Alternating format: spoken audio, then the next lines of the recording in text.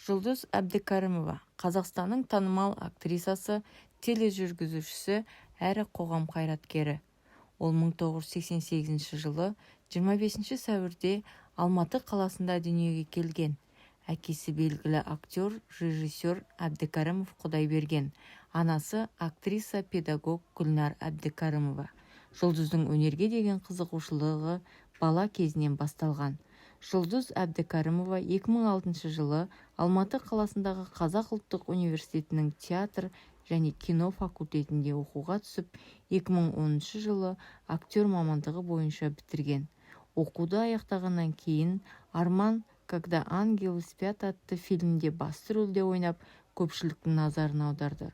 Осыдан кейін ол бірнеше хикаялар мен шоу бағдарламаларда өнер көрсетті.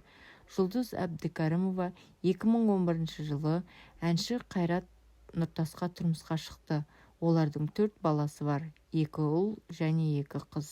Әрдайым отбасына баса назар аударған Жұлдыз әсіресе балаларын тәрбиелеуде белсенділік танытты. Ол 10 жыл бойы көпшілік алдына шықпай, аналық міндеттерін орындауға көңіл бөлді.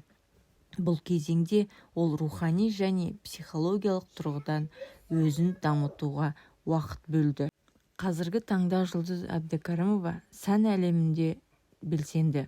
Ол 2023 жылы Қазақстан Fashion Week көрсетілімінде Арунас брендімен подиумға шықты.